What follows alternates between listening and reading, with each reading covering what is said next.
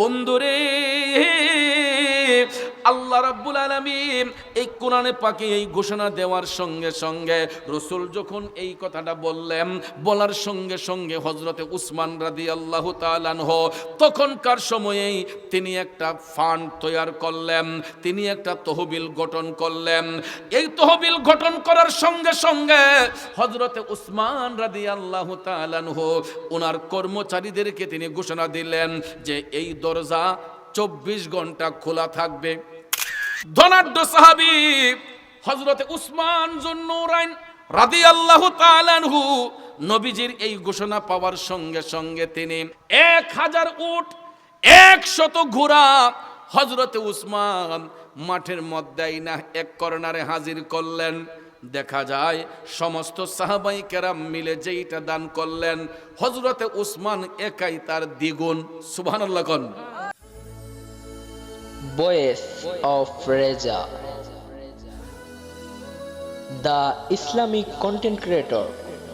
আমার সঙ্গে একটু জিকির করুন, ইল্লাল্লাহু ইল্লাল্লাহ ইল্লাল্লাহু ইল্লাল্লাহ ইল্লাল্লাহু ইল্লাল্লাহ ইল্লাল্লাহু ইল্লাল্লাহ ইল্লাল্লাহু ইল্লাল্লাহ ইল্লাল্লাহু ইল্লাল্লাহ লা ইলাহা ইল্লাল্লাহ লা ইলাহা ইল্লাল্লাহ ইল্লাল্লাহু ইল্লাল্লাহ ইল্লাল্লাহু ইল্লাল্লাহ ইল্লাল্লাহু ইল্লাল্লাহ ইল্লাল্লাহু ইল্লাল্লাহ ইল্লাল্লাহু ইল্লাল্লাহ ইল্লাল্লাহু ইল্লাল্লাহ লা ইলাহা ইল্লাল্লাহ লা ইলাহা আর জুড়ে লা ইলাহা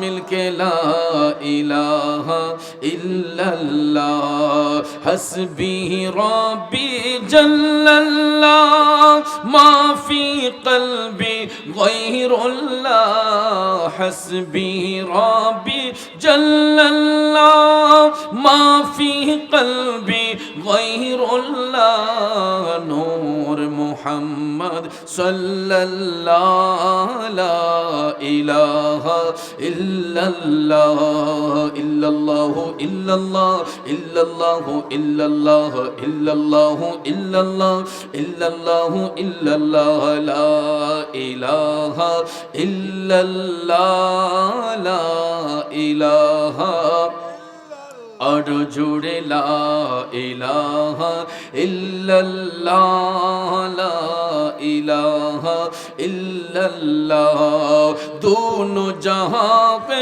रखवाला तू ही बड़े तेरे तू वाला दोनों जहां का रखवाला तू ही बड़े तेरे तू वाला तूने तुम्हें इरशाद किया प्यारा नबी रसूल अल्लाह इल्लल्लाहु इल्लल्लाह इल्लल्लाहु इल्लल्लाह इल्लल्लाहु इल्लल्लाह इल्लल्लाहु इल्लल्लाह ला इलाहा জোরে লা ইলাহা ইল্লাল্লাহ সবাই লা ইলাহা ইল্লাল্লাহ লা ইলাহা আর জোরে লা ইলাহা ইল্লাল্লাহ লা ইলাহা লা ইলাহা ইল্লাল্লাহু মুহাম্মাদুর রাসূলুল্লাহ সাল্লাল্লাহু আলাইহি ওয়াসাল্লাম। একটা জবান বন্ধ রাখবেন না, জবান খুলে উচ্চস্বরে বলি আল্লাহু আকবার। আর একটু মায়ার স্বরে বলি ইয়া রাসূলুল্লাহ। বিসমিল্লাহির রহমানির রহিম।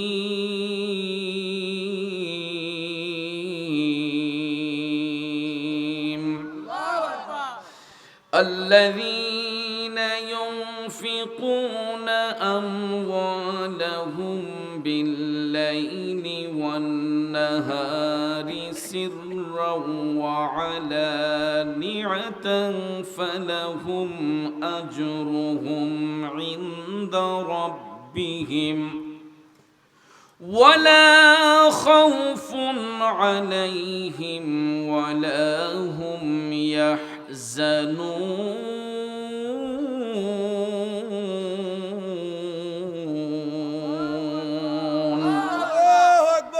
صدق الله العظيم وصدق رسوله النبي الحبيب الكريم ونحن على ذلك من الشاهدين والشاكرين والحمد لله رب العالمين ربي صل وسلم وبارك عليهم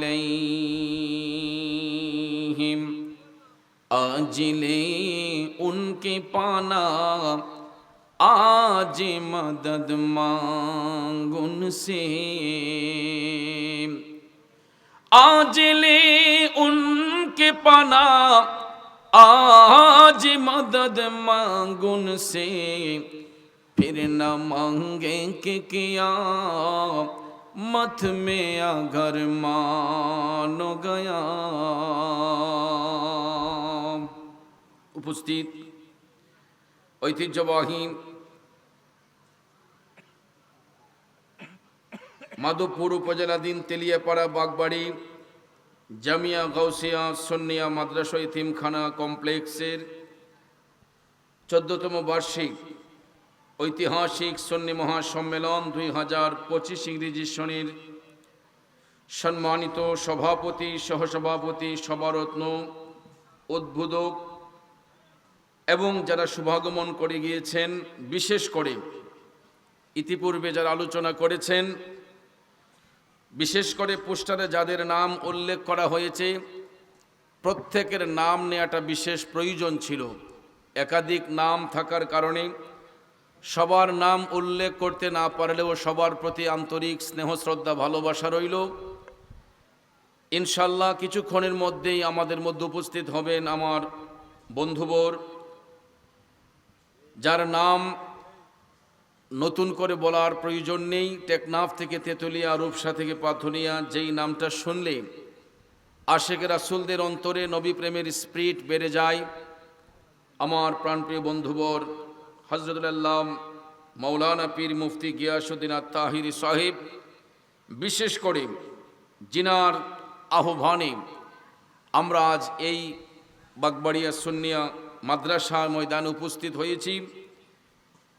দাওয়াতে রিসালত বাংলাদেশের প্রতিষ্ঠাতা চেয়ারম্যান আমার সহযোদ্ধা বন্ধুবর হযরত মাওলানা কারি মিজানুর রহমান আজিজ আল কাদরি সাহেব সহ উপস্থিত শ্রদ্ধেয় ওলামাই কেরাম, মুরব্বিয়ানে কেরাম, যুবক ভাইয়েরা, ছাত্র ভাইয়েরা, পর্দানৈশীন মা বোনেরা, সকলের প্রতি আন্তরিক সালাম। আসসালামু আলাইকুম ওয়া রাহমাতুল্লাহি ওয়া বারাকাতুহু।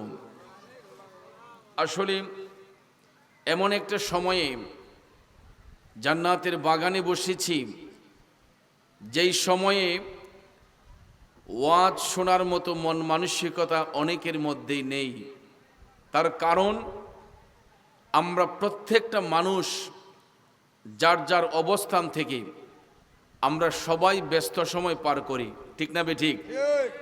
সারাদিন অক্লান্ত পরিশ্রম, কেউ চাকরি, কেউ ব্যবসা, কেউ বিভিন্ন পেশায় নিয়োজিত। এই ক্লান্ত শরীরটা থাকার পরেও আল্লাহ রসুলের মহব্বত পাওয়ার জন্য আমরা এই রাত পর্যন্ত নবীর বাগানে বসে আছি। এই আশা, এই বসাটা আমার আপনার জন্য লাভ নাকি লস? জোরে বলেন, লাভ নাকি লস? ভাইয়ের আমার, মুরব্বীরা একটা কথা বলেন যে পরিশ্রমে ধন আনে, পুণ্যে আনে সুখ, আলস্যে দরিদ্র আনে, পাপে আনে দুঃখ। যার মধ্যে পরিশ্রম থাকবে তার মধ্যে সফলতা আসবে, যার মধ্যে অলসতা আসবে তার মধ্যে কিছুই আসবে না। কথা কোন ঠিক কি নেই? আরো জোরে বলেন ঠিক কি না? তো আমি কালামে পাক থেকে সূরা বাকারার 274 নম্বর আয়াতে পাক আপনাদের খেদমতে তেলাওয়াত করেছি।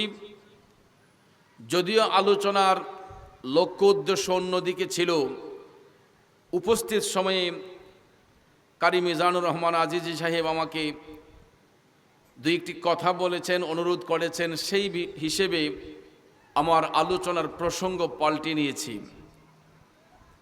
প্রিয় ভাইয়েরা আমার,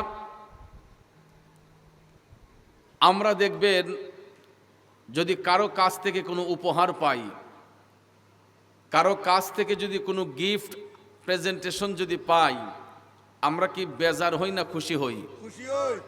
জোরে বলেন, বেজার হই না খুশি হই? অবশ্যই আমরা যখন কোনো প্রেজেন্টেশন পাই তখন আমরা খুশি হয়ে যাই। কথা কোন ঠিক না ঠিক? তো এরকম একটা প্রেজেন্টেশন, পুরস্কার যদি আল্লাহ পাকের পক্ষ হতে আমার আপনার কাছে আসে, আমরা খুশি হব না বেজার হব? জোরে বলেন, খুশি হব না বেজার হব? যুবক ভাইয়েরা আমার, রাত গভীর লম্বা চড়া কথা বলে আপনাদের মনোযোগ নষ্ট করব না বাজার। আল্লাহ রাব্বুল আলামিন আপনাকে আমাকে দুনিয়ার জমিনে সৃষ্টি করেছেন একমাত্র তার ইবাদতের জন্য।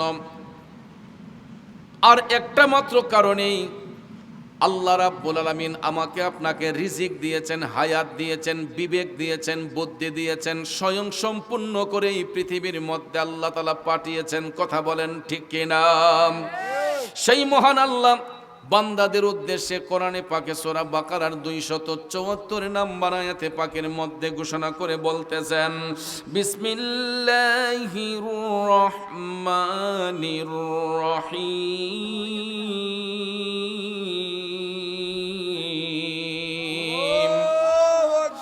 আল্লাযীনা ينفقون أموالهم بالليل والنهار سرا وعلانية فلهم أجرهم عند ربهم উচ্চস্বরে বলুন আল্লাহু আকবার।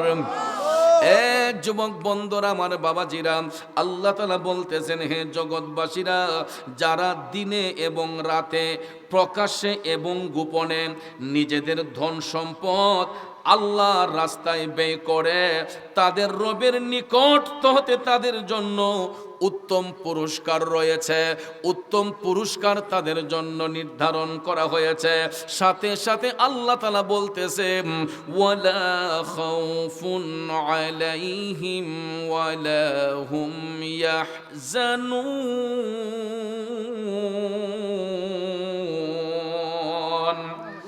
তাদের কোনো ভয় নেই এবং তারা কখনো দুশ্চিন্তাগ্রস্ত হবে না, দুঃখিত হবে না। কার কাছে? জোরে বলেন, কার কাছে?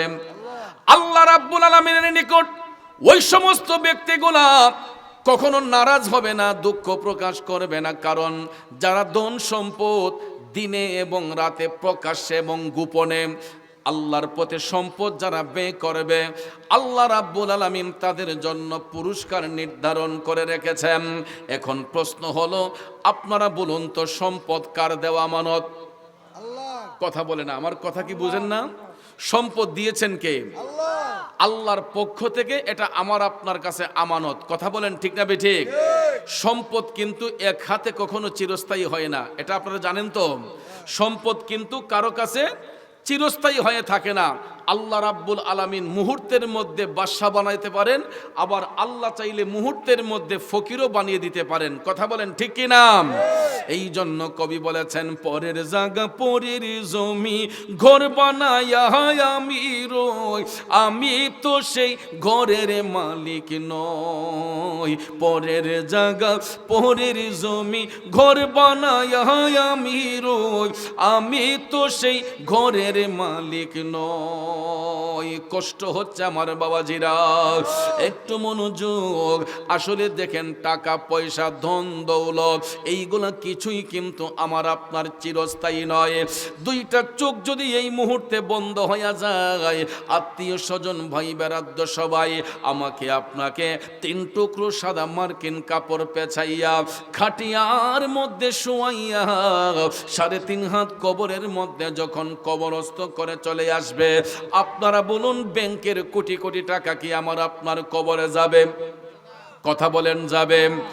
সম্পদ কবরে যাবে না, টাকা পয়সা কবরে যাবে না, সব কিছু জায়গায় থেকে যাবে। আমি আপনি মাটির দেহ মাটির সাথে মিশে যাবে, আমার আপনার মাটির দেহ মাটির সঙ্গেই মিশে যাবে। এই জন্য বাজান সম্পদ নিয়ে কখনো অহংকার করতে নাই, সম্পদ নিয়ে কখনো বাহাদুরি করতে নাই, ঠিক কিনা বলেন? কিন্তু আমরা দেখতে পাই এই সমাজে কিছু কিছু মানুষ অর্থকরীর মালিক হলে, সম্পদের মালিক হলে তাদের মধ্যে তকাব্বরি চলে আসে, অহংকারী ভাব চলে আসে। এমনও বড় লোক আছে আমাদের দেশে, দেখবেন তাদের ড্রয়িং রুমে বসার মতো সুযোগ অনেকের হয় না, ঠিক না বে ঠিক? অনুমতি ছাড়া তাদের বাড়িতে প্রবেশ করা যায় না, এমন বড় লোক আছে না নাই? বাবাজির আমার, বন্ধুরা আমার, যখন আল্লাহ রাব্বুল আলামিন কোরআনে পাকের এই আয়াতে কারিমা অবতীর্ণ করলেন, আমার মদিনার কামলিওয়ালা নবী, মায়ার নবী, দয়ার নবী এই আলোচনা যখন সাহাবায়ে কেরামের সামনে যখন উত্থাপন করলেন, যারা দিনে এবং রাতে, প্রকাশ্যে এবং গোপনে যারা সম্পদ আল্লাহর পথে ব্যয় করবে, আল্লাহ পুরস্কৃত করবে। যখন মদিনার কামলিওয়ালা নবী, মায়ার নবী, দয়ার নবী এই বক্তব্য যখন সাহাবায়ে কেরামের সামনে উপস্থাপন করলেন, সাহাবায়ে কেরাম তাদের অর্জিত ধন সম্পদ যা ছিল সব কিছু তারা নবীর কদমে কোরবান করতে প্রস্তুত। আল্লাহর হাবিব সাল্লাল্লাহু আলাইহি ওয়াসাল্লাম তখন সাহাবায়ে কেরামকে মুতার যুদ্ধের বর্ণনা দিলেন। মুতার যুদ্ধে সাহাবায়ে কেরাম অর্থ সংকটের মধ্যে ছিলেন। ইসলামের পক্ষে যেই যুদ্ধটা হয়েছিল, মুতার যুদ্ধে সাহাবায়ে কেরামের হাতে টাকা পয়সা ছিল না, এবং ওই মুহূর্তটা অর্থনৈতিক একটা ক্রাইসিস ছিল। ওই মুহূর্তে সাহাবায়ে কেরাম তারা অর্থশূন্য হয়ে যেতেন। ঠিক ওই মুহূর্তে আল্লাহর হাবিব সাল্লাল্লাহু আলাইহি ওয়াসাল্লাম সাহাবায়ে কেরামের ঈমান পরীক্ষা করার জন্য রাসূল বললেন, সাহাবারা রে, তোমরা আল্লাহর পথে খরচ করো। আজকে মুতার যুদ্ধে যারা আল্লাহর পথে খরচ করবা, হাসরের ময়দানে আল্লাহ রাব্বুল আলামিন তোমাদেরকে দ্বিগুণ পরিমাণ সওয়াব দান করবেন। যখন নবীজি এই ঘোষণা করলেন, সাহাবায়ে কেরাম যাদের এবিলিটি শূন্য ছিল, সবাই যার যার অবস্থান থেকে তখন ভাইয়ার আমার মুতার মাঠের মধ্যে কেউ একটা উট, কেউ দুইটা উট, কেউ তিনটা উট, এই রকম করে যার যার সামর্থ্য অনুসারে ঘরের মধ্যে যা কিছু ছিল সমস্ত সাহাবায়ে কেরাম একটা মাঠের এক কর্নারের মধ্যে এনে রাখলেন। ঠিক ধনাঢ্য সাহাবী হযরতে উসমান যুন্নুরাইন রাদিয়াল্লাহু তাআলা আনহু নবীজির এই ঘোষণা পাওয়ার সঙ্গে সঙ্গে তিনি 100 উট এবং 1000 উট এবং 100 ঘোড়া, 1000 উট, 100 ঘোড়া হযরতে উসমান মাঠের মধ্যে না এক কর্নারে হাজির করলেন। দেখা যায় সমস্ত সাহাবায়ে কেরাম মিলে যেইটা দান করলেন, হযরতে উসমান একাই তার দ্বিগুণ। সুবহানাল্লাহ কোন? হযরতে উসমান একাই তার দ্বিগুণ। আমার মদিনার কামলিওয়ালা নবী, মায়ার নবী, দয়ার নবীজি হুজরা শরীফ থেকে বের হইয়া এই হাজার হাজার উট দেখে, হাজার শত শত ঘোড়া দেখে রাসূল প্রশ্ন করলেন, এইগুলা কে দিল, ওইগুলা কে দিল? তখন সাহাবায়ে কেরাম ডাক দিয়ে বলতেছে, নবী গো, ইয়া রাসূলুল্লাহ, এইগুলা আপনার সমস্ত উম্মতরা মিলিয়া দান করেছে, আর ওই পাশের যেই উটগুলা 1000 উট, 100 ঘোড়া আপনার উম্মত উসমান সেটা আল্লাহর পথে দান করেছে। সবাই মিলে যা দান করলেন, হযরতে উসমান একাই তার চাইতে দ্বিগুণ তিনি এই পরিমাণ দান করলেন। এখন ভাইয়ের আমার, হযরতে উসমান তো একা দান করেছেন, ওনার মধ্যে অহংকারী ভাব আসতে পারতো কি পারতো না? কথা বলেন, পারতো কি পারতো না? কারণ তিনি তো সবচেয়ে বড় দানশীল, সবচেয়ে বেশি দান করেছেন, আর সাহাবায়ে কেরাম তারা অল্প অল্প করে দান করেছেন। এখন আল্লাহর হাবিব সাল্লাল্লাহু আলাইহি ওয়াসাল্লাম এইগুলা দেখে জানতে চাইলেন সাহাবায়ে কেরামের কাছে যে এগুলা দিল কে, আর এইগুলা দিল কে? তখন দেখা গেল সবচাইতে বেশি যিনি দিলেন তিনি হচ্ছেন হযরতে উসমান যুন্নুরাইন রাদিয়াল্লাহু তাআলা আনহু। আমার মদিনার কামলিওয়ালা নবী চিন্তা করলেন, ওই মুহূর্তে যদি আমি উসমানকে খুশি করার জন্য বেশি কিছু বলি, আমার গরিব সাহাবাদের মনে একটু কষ্ট চলে আসবে। তখন আমার মদিনার কামলিওয়ালা নবী ডাক দিয়া বলতেছেন, সাহাবারা ও আমার সাহাবারা, আপনারা অল্প অল্প দান করিয়া যেই পরিমাণ সওয়াব লাভ করেছেন, হযরতে উসমান সবার চাইতে বেশি দান করে যেই সওয়াব অর্জন করেছে, আপনারা যে অল্প অল্প করে দান করেছেন, আপনারাও একই পরিমাণ সওয়াব আল্লাহর কাছ থেকে পাবেন। এই কথা বলার সাথে সাথে হযরতে উসমান রাদিয়াল্লাহু তাআলা আনহু নবীজির কদমে লুটাইয়া পড়ছিলেন যে, ইয়া রাসূলুল্লাহ, নবী গো, এই কথা বলে আপনি আমার বোঝাটাকে একদম হালকা করে দিয়েছেন।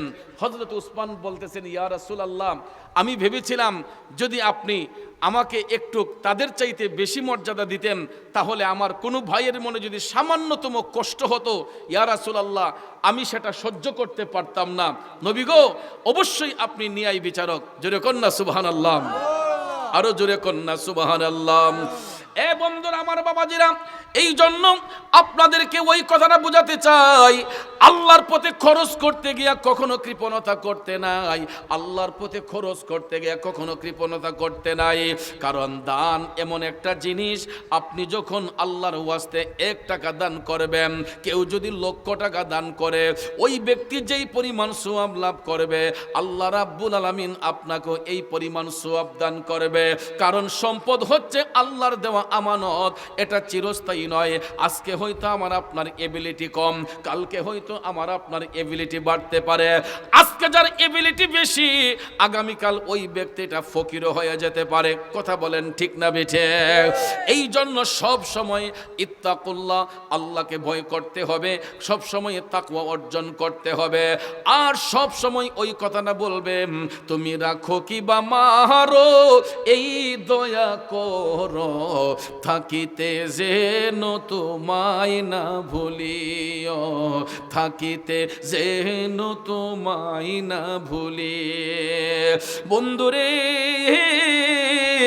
আল্লাহ রাব্বুল আলামিন এই কোরআনে পাকে এই ঘোষণা দেওয়ার সঙ্গে সঙ্গে রাসূল যখন এই কথাটা বললেন, বলার সঙ্গে সঙ্গে হযরতে উসমান রাদিয়াল্লাহু তাআলা আনহু তখনকার সময়েই তিনি একটা ফান্ড তৈরি করলেন, তিনি একটা তহবিল গঠন করলেন। এই তহবিল গঠন করার সঙ্গে সঙ্গে হযরতে উসমান রাদিয়াল্লাহু তাআলা আনহু ওনার কর্মচারীদেরকে তিনি ঘোষণা দিলেন যে এই দরজা 24 ঘন্টা খোলা থাকবে, এই দরজা 24 ঘন্টা খোলা থাকবে। হযরত উসমান তিনি একটা ঘর বাইতুল মালের হিসেবে দান করার জন্য তিনি ওয়াকফ করে দিলেন এবং এখানে সমস্ত অর্থকরী মজুদ রেখেছেন। ওনার ব্যবসার একটা আর্থিক ফান্ড তিনি মজুদ করে রেখেছেন, এটা 24 ঘন্টা এটা ওপেন থাকবে, খোলা থাকবে।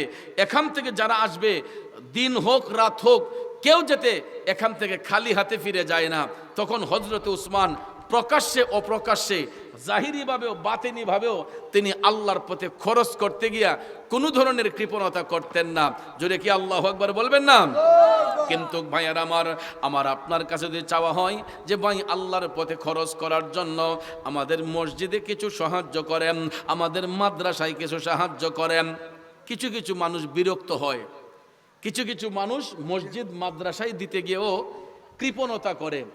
আপনারা বলেন আছে না ভাইয়ার আমার, আপনারা বলেন মসজিদ কার ঘর? আল্লাহর ঘর। মাদ্রাসা কার ঘর? নবীর ঘর। মসজিদ আল্লাহর ঘর, মাদ্রাসা নবীর ঘর।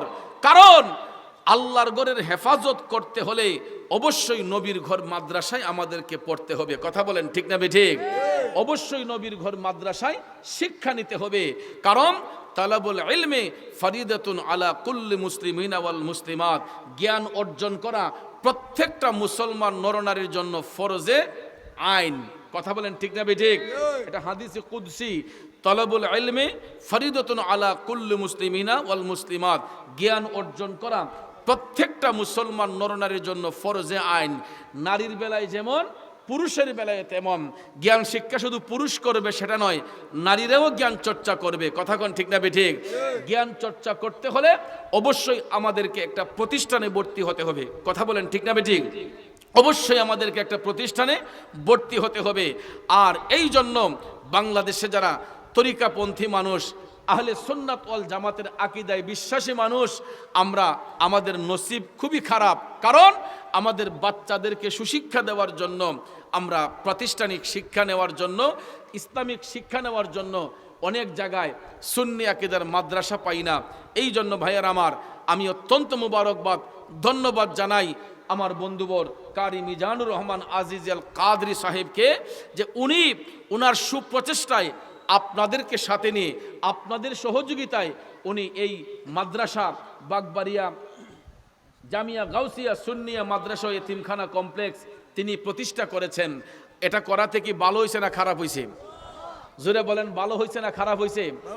আজকে কারি মিজানুর রহমান আজিজি এই মাদ্রাসা পরিচালনা করতেছেন, হয়তো 10 বছর 20 বছর আর খেদমত করতে পারবেন। কোনো এক সময় এই মায়ার মানুষটা হয়তো দুনিয়াতে থাকবে না, কিন্তু প্রতিষ্ঠান থাকবে কি থাকবে না? আপনারা বলেন, প্রতিষ্ঠান থাকবে কি থাকবে না? অবশ্যই প্রতিষ্ঠান থাকবে। কারি মিজানুর রহমান আজিজি প্রতিষ্ঠা করে গিয়েছেন, তিনি হয়তো দুনিয়াতে চিরস্থায়ী নয়, কিন্তু যতদিন দুনিয়া থাকবে আমার বিশ্বাস এই মাদ্রাসা প্রতিষ্ঠান টিকে থাকবে। আপনারা কথা বলেন ঠিক কিনা? তাহলে ভাইয়ার আমার, এই এলাকার যারা সুফিপন্থী মানুষ, তরিকাপন্থী মানুষ, সুন্নি প্রেমিক মানুষ, আপনারা বলেন এই মাদ্রাসার দিকে নজর দেওয়া এবং দৃষ্টি রাখা আমার আপনার দরকার আছে না নাই? জোরে বলেন, আছে না নাই? কার কার আছে দুইটা হাত তুলে দেখাই। নারায়ে তাকবীর, নারায়ে তাকবীর, নারায়ে রিসালাত, আহলে সুন্নাত ওয়াল জামাত, তাহিরি হুজুরের আগমন, তাহিরি সাহেবের আগমন, শুভেচ্ছার স্বাগতম। আপনারা যে শীত আইছে না, হালকা গরম আছে, এর মধ্যে আপনারা জিমাই গেছেন গা। যে আওয়াজ দিছেন, এই আওয়াজে তো মনে হয় না যে এখানে হুসাইনি মুসলমান আছে। আমরা কি হুসাইনি মুসলমান না ইজিদি মুসলমান? হুসাইনি মুসলমান হলে আরেকটা আওয়াজ জোরে সোরে দিতে হবে, নারায়ে তাকবীর, নারায়ে রিসালাত, আহলে সুন্নাত ওয়াল জামাত, আহলে সুন্নাত ওয়াল জামাত, তাহিরি সাহেবের আগমন,